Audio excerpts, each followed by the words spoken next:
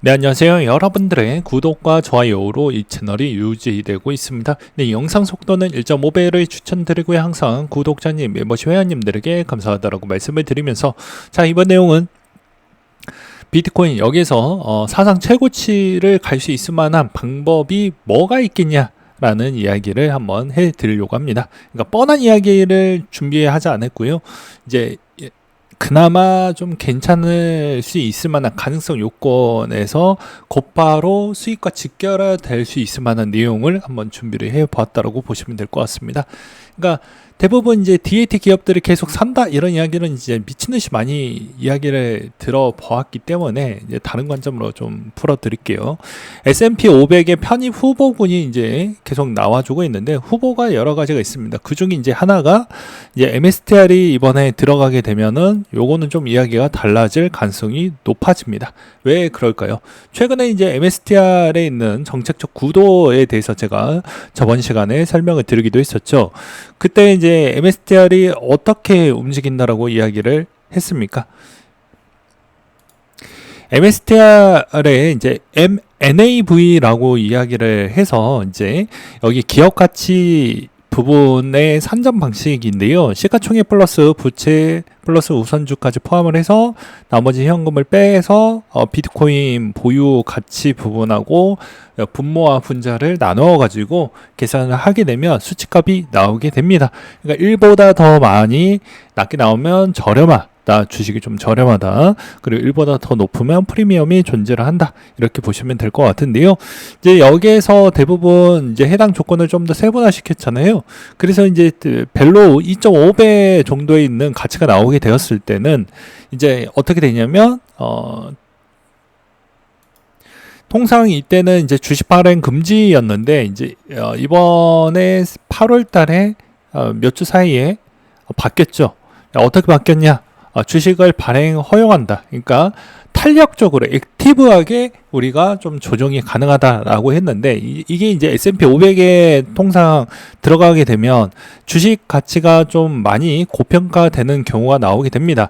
그러면 뭐 여기까지는 안 되겠지만 2.5에서 4 정도 범주 안에는 분명히 들어가게 될 거예요. 그러면 주식 발행이 좀 더 수월하게 되니까 옵션이 하나가 더 생긴다라고 볼 수가 있겠죠. 전환사채 말고도 이제 주식 발행을 통해 가지고 더 많이 매입을 할 수 있을 만한 여건이 발생을 한다. 뭐 이렇게 보실 수가 있을 것 같고요. 최근에 이제 스트래티지의 원래 이제 방향성에 대해서는 스트래티지가 비트코인 상품의 다양성이 존재하지 않으니 내가 비트코인 운용사의 대신 역할제를 하겠다라고 해가지고 우선주를 막 찍어내고 있는 시장입니다. 그래서 다양한 상품군을 많이 출시를 해놨고 이제 엄밀히 따지면 스트래티지는 이제 금융회사라고 보는 게 맞지 않을까라고 저는 지칭하고 싶습니다. 그러면 이제 최근에 또 바뀌었던 내용 중에 하나가 있는데요. 그 중에 하나가 이제 이런 내용이 있었어요. 스트래티지 STRC 우선주가 배당률을 인상을 했다라고 했습니다. 그러니까 그 전에 우선주가 좀 인기가 많이 덜하고 잘 안 팔리다 보니까 조금씩 개선을 해 나가고 있는 모습을 볼 수가 있어요. 즉 다시 한번 우선주가 좀 더 회복세를 많이 보여주고 그렇다라고 하면은 당연히 또 그만큼 재원이 또 많이 나와 주다 보니까 전체 코인 시장에 버팀목 되는 영향력을 행사를 할 수가 있겠죠. 그래도 저는 조금은 회의적일 수가 있는 게 이 총알을 올해 연말에 있는 KPI 부분이 거의 도달을 했기 때문에 굳이 그렇게 무리수하게 많이 살 거냐? 그거는 좀 물음표일 것 같습니다. 제가 운영사 입장이라고 하더라도 이제 목표 추이 거의 이제 근접을 하게 되면 그렇게 무리하게 많이 사진 않을 것 같아요. 드라마틱하게 뭐 어떤 변수와 변동사항이 아니고서야는 말이죠. 그래서 회사적 관점으로도 생각을 해봤습니다. 그래서 최근 동향에서는 STRK나 이런 쪽이 좀 많이 빠지고 STRD도 어느 정도 좀 많이 빠져서 우선주 부분에 접근적인 방식이 좀 많이 좀 위태하다라는 이야기가 많이 나와주고 있었어요. 근데 이제 이게 또 다른 형태가 약간 이제 불씨가 바뀌게 될 것인지 이것도 좀 볼 필요성이 있고요. 그 다음에 이제 블랙록에서 이제 어찌 보면 여러 가지 비트코인 ETF 부분이 좀 다양한 맞게 이제 나와주고 있는 실정을 좌측에 있는 그림으로도 볼 수가 있습니다. 마가 7에 이제 크립토 인덱스를 넣어가지고 이렇게 좀 가져가려고 하는 모습을 보여주고 있는 게 현 시점이다. 그러니까 자금이 계속 들어올 수 있을 만한 출구 부분이 하나가 더 생겼다, 이렇게 보시면 될 것 같습니다. 그래서 상당히 의미가 있다라고 볼 수가 있을 것 같고요. 시황적인 부분에 있었을 때도 이제 노동시장 부분이 이제 제 녹화 찍고 있는 이후에 나왔을 것 같은데, 이제 여기서도 여러 가지 노동지표 부분에 따른 요구 조건에 이제 닉 기자가 아무래도 이제 노동시장 부분에 따른 골병되는 게 티가 너무 많이 나오고 있어서 어쩔 수 없이 금리 인하를 할 것이다 라고 주장을 해주고 있는 실정입니다. 그래서 저도 이제 이 말에 동의를 하는데, 속도가 중요하다고 제가 매번 이야기를 했어요. 얼마나 내릴 거냐에 있는 가중인 거지 띄엄띄엄 하면은 이거 별로 효과 없다라고 이야기를 했습니다. 그래서 웬만하면 자산에 조금 더 가중하고 약간의 좀 급등하는 형태가 나와줄 거라고 하면은, 그리고 다른 방향성을 만약에 만들어 갈 거라고 하면은, 저는 오히려 이번 형태에서 본다라고 하면 아무래도 금리 인하에 있는 가속도가 좀 붙어 주어야 된다라고 저는 생각이 들기도 합니다. 그래서 암호화폐 사이클 둔화 부분이 이제 가을에 상승 전환 예상의 퀀트 내용도 있는데요. 이제 제가 보기에는 이 사이클 탑에 있는 구간이 점점점 올라가고 있는 형태가 보여지잖아요. 그렇기 때문에 아무래도 사이클이 조금 더 길어지면서 롱런하는 패턴도 나올 수 있다, 이런 퀀트적 내용도 나와주고 있는 시장입니다.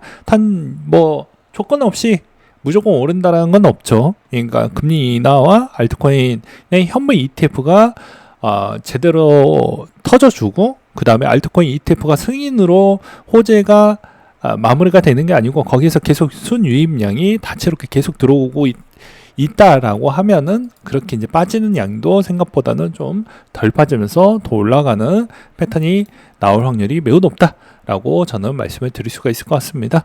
그 다음에 이제 두 개 매트릭이 유지가 된다면 이제 대부분 이제 이 자료에서도 M2 증가분 추이 부분과 이제 코인 부분은 직결화 될 수밖에 없는 점인데요. 이 점도 전체 시가총액 추이가 3천조가 넘어갔기 때문에 이제 통화정책의 영향력을 더 많이 받는다라고 보시면 될 것 같습니다. 그래서 단기적으로 통화량이 엄청나게 많이 풀릴수록 전체 자산군에 있는 펌핑도 많이 나와주긴 하지만, 반면에 여러분들은 자산군 부분에 약간씩 수혜를 받을 수 있을 만한 환경에 노출을 해 놓아야지 여러분들의 삶에 궁핍한 부분을 어느 정도는 해결을 해줄 수가 있는 거예요. 근데 이것에 만약에 동참을 하지 않았을 경우에는 문제가 될 수 있고요. 그리고 너무 무리한 알트코인에 투자를 했었을 경우에도 그런 물가 부분에 어느 정도 대응이 안 될 확률도 매우 높습니다. 이런 점을 좀 말씀드리고 싶었고요. 그 다음에 스테이블 코인의 이제 국내 내용인데, 요건 충족되어져 있는 거는 유통 허용하겠다라고 했는데, 되게 웃긴 건 이번에 이제 월드 리버트 파이낸셜 관련되어져 있는 USD1은 그런 조건이 좀 맞아 떨어졌나 봐요. 그러니까 상장이 되었겠죠. 만약에 상폐가 된다라고 하더라도 요거 미운털 박힐 수가 있기 때문에 요거 좀 유심하게 좀 볼 필요성은 전 있다라고 보는 입장입니다. 그 다음에 9월에 역사적 통계 추이로 보게 되면 크립토가 별로 좋지 못한 흐름을 많이 보여주었습니다. 최근에도 이제 월드 리버트 파이낸셜 쪽에서 지갑에서 들어왔던 자금들이 많이 있었기 때문에 이제 거기에서 월드 리버트가 어느 정도 안정세를 가져야지만 이더에 있는 안정세도 좀 가지게 된다, 이렇게 저는 좀 표현하고 싶고요. 그 다음에 이번에 여전히 우리나라는 어떤 나라입니까? 레버리지에 있는 민족입니다. 레버리지를 과도하게 많이 쓰고 있는데요. 이것도 이제 에탁원에서 상위 랭크 10위권만 보셔도 제 말이 거짓인지 진짜인지 확인이 가능합니다. 우리나라는 대부분 레버리지 ETF도 많이 매수하는 민족 중에 하나이기 때문에 되게 웃긴 건 이 레버리지 추이가 대부분 빗썸이는 이제 업비트가 이런 상품군을 요즘 많이 판매를 하고 있잖아요. 그래서 어느 순간 김프 부분이 왜 이렇게 많이 안길까? 막 이런 부분도 많이 생기기도 했었는데, 그런 이유가 다 이런 이유 부분이 있었다 라고 보시면 될 것 같습니다. 그 다음에 이제 번외로 제가 소신 발언을 좀 할 건데요. 나중에 준비가 될지 안 될지 모르겠지만 그래도 일단은 이 이야기는 꼭 전달을 해드리고 싶었습니다. 일단은 요즘에 이제 건강보험 부분에 이제 연금저축이나 IRP 부분에 있어서 여기까지도 적용이 된다라는 이야기가 나오고 있어요. 그러면 사적연금 부분에 이제 적용이 되면 이게 이제 코인과 무슨 연관성이 있냐라고 이야기를 할 수가 있는데, 자, 코인 관련되어져 있는 이제 ETF가 국내 ETF도 조만간에 연말 정도에 어느 정도 정리가 돼서 연초나 연말에 나올 확률이 매우 높아집니다. 그러면 아무래도 ETF 특징 해외 ETF는 여전히 양도세가 상당히 박해요. 예, 공제 금액이 상당히 박합니다. 250만 원 정도밖에 안 해주거든요. 그러면 당연히 여러분들은 어디다가 굴리는 게 맞을까요? 연금저축이나 IRP 쪽으로 가겠죠. 내가 비트코인을 가지고 싶은데 그래도 세금을 덜 내고 싶어 하니까. 근데 웃긴 점은 뭐가 있냐면 이제 이런 점에 있었을 때도 건강보험에 여전히 노출 부분이 발생을 한다. 물론 이제 금융소득이 계속 분배금이 나오는 거나 이자 부분에 나오는 측면이나 뭐 이거를 이제 깼었을 때 이제 어떻게 받아가느냐에 따라서 요구적인 조건과 옵션에 따라서 좀 달라질 수 있는데, 제가 드리고 싶은 메시지는 뭐냐면요. 이거에 관련되어져 있는 국민청원을 좀 진행을 할 때 좀 도와달라라는 이야기를 드리는 바가 될 것 같습니다. 이것도 이번에 이제 대안으로 나왔던 게 어떤 국회의원이 이제 이런 이야기, 이거 법안을 내놨더라고요. 대통령령으로 이제 해가지고 되게 법안을 그러니까 좀 아마추어처럼 해놨어요. 프로 선수를 고용을 안 하니까 이런 문제가 나오는 거예요. 모든 빌런은 저는 국회의원이라고 저는 생각을 합니다. 이것도 솔직히 사적연금 비중이 그렇게 우리나라 아직 활성화 안 됐어요. 근데 아직 지금 시점에서 이거를 도입을 한다라는 것 자체가 좀 문제라고 저는 생각을 하고 있고요. 대안책으로는 이제 금융소득 부분이 어느 정도 수준으로 하느냐에 따라서 대통령령으로 정한다라고 했는데, 그럼 그때마다 최소 금액으로 아마 잡을 텐데, 그러면 이거는 뭐 노후 준비하지 말라는 얘기인 것인지 저는 이렇게 들리거든요. 가뜩이나 부족한데 자꾸 국민의 의존도를 그렇게 하고 좀 아껴 쓰려고 하는 그런 모습이 좀 보이지 않는 측면이 많이 보인다. 국가를 운영하는 측면에서 이때까지 뭐 여든 야하가 됐던 간에 좀 아껴 쓰려고 하는 형태가 많이 안 보여지고 오히려 우리한테, 국민들한테 더 많은 가중을 보여주고 있는 게 현실이다. 그래서 이거 다시 재검토를 좀 저는 요한다라고 필요로 해요. 왜냐하면 사적연금에 어드밴티지가 없으면 못하러 합니까? 그리고 그때 가서 대통령령으로 계속 변경을 한다고 하면 그때 입맛 따라 이렇군 저렇군 매번 바뀔 텐데, 그럼 그때마다 내 사적연금에 따른 부담 요소를 그때마다 쪼리면서, 그리고 세제 개편한 매년마다 나올 때마다 쪼리면서 계속 그렇게 대응을 하실 겁니까?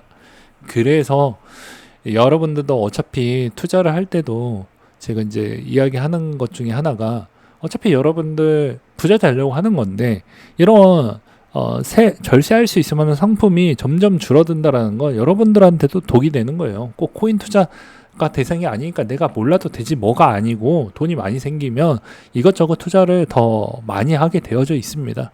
그래서 이런 이야기를 하는 것이고요. 잘 참고하시길 바라겠습니다.